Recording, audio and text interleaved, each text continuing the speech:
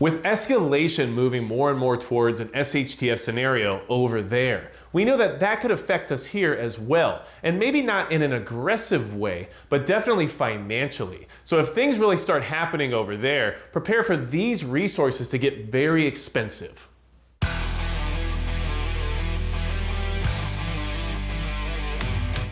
Hey everybody, it's Magic Prepper. Today we're talking about how if things really escalate to that whole SHTF scenario over there in Eastern Europe, we're going to be paying the price for it here in the United States. Whether or not any type of hot conflict ever makes it to our shores doesn't make a difference, because we will eventually have to pay the piper when it comes to the price of these resources that are produced overseas. And this is going to cause us some problems, and it's something we need to stay ahead of because things are already very expensive and already very tight. And if you want to prepare for things to eventually get too expensive to the point where we just have to figure out other means of getting by, then hit the subscribe button below, because that possibility seems to be getting closer and closer based on the fact that I can't really afford anything at the grocery store anymore. But what are the resources that are going to be affected that will hit us right in the pocketbook if that whole conflict finally takes off over there? Well, keep this in mind, because these are important things to remember when we have Russia deploying 10,000 more troops to the Crimean Peninsula right now. We know that this conflict is almost inevitable at this point. So the first thing that's affected by this is going to be gas prices. The price of fuel will definitely go up, and oil prices are already at a 7-year high, and Russia is the #2 oil producer on the entire planet.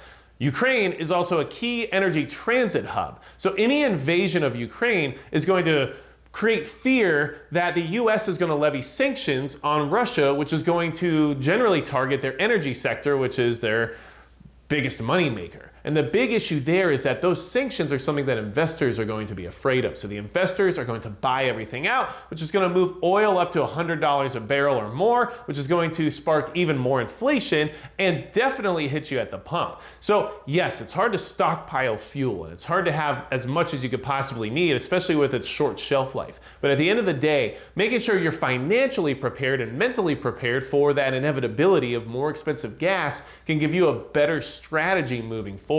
Keep in mind that driving all over the place, all haphazardly, when it costs you more money than you should be spending, is going to be a problem. And these are things you have to prepare for now, especially if you rely on fuel as part of your business. Maybe you're in farming, maybe you're in trucking, maybe there's something you do that means you have to spend money on fuel. You're going to be having tighter and tighter margins if this conflict takes off. So these are things to prepare for now, and fuel, of course, is going to affect any energy sector, which is then going to also affect any logistics sector. So the fuel that's more expensive now creates more expensive shipping, which now creates more expensive products, and everything just keeps moving down that line. So this is inflationary, and this is definitely something we have to watch out for when it comes to this whole Russia-Ukraine situation, okay? And now the other resources that are going to be very expensive if this conflict goes hot and turns into good old SHTF is going to be wheat and corn, okay? So Russia and Ukraine are big producers of wheat and corn, and we know that that wheat and corn is going to be hard to access if they start a conflict with each other.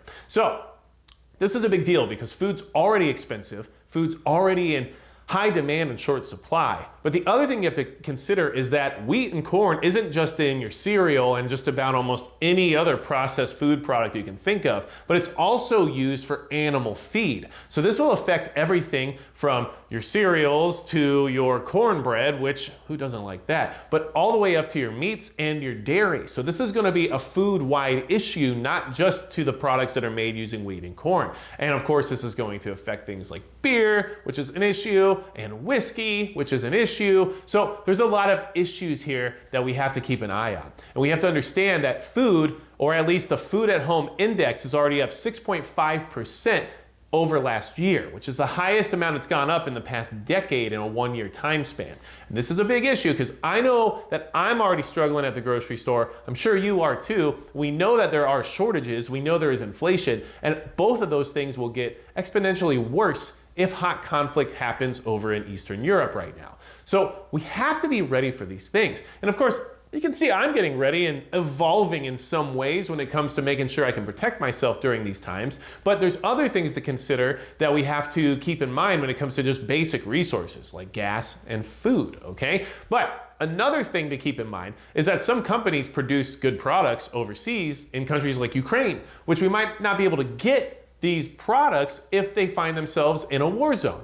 So one company in particular I want to bring to your attention is called Ecotest. And what they do is they make basically radiation detection equipment, and they have a lot of it, and they make some cool stuff. Now, it's very expensive, but it's also very good. And it's one thing that you should keep in mind, that these things might not be as accessible to us if they ever find themselves in a hot conflict. And these hot conflicts can eventually turn global, which can eventually turn nuclear. And this is why we need to look at some of these products that are available right now. And I'll have links in the description as well as in the pinned comment to some of these products, because they're kind of cool. Like, they have a wrist wearable Geiger counter that can just tell you if you're, in a detectable radiation area, which is a big deal. And they also have dosimeters, which are personal devices that can actually locate the detection or locate the source of the radiation. So not only will it tell you that there is radiation in the area, but it will tell you how close you are to it. So these are things you should definitely keep an eye out for. Now, these are expensive products. We're talking $300, $400, $500.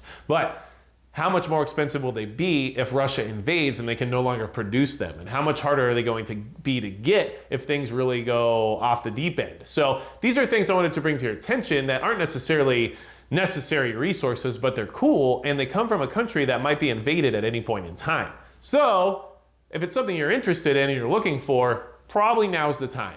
But these are things and ideas I wanted to bring to your attention, because at the end of the day, if things go hot over there, they're going to affect us here no matter what. And of course, will it affect us here in a hot way on our soil? Most likely no.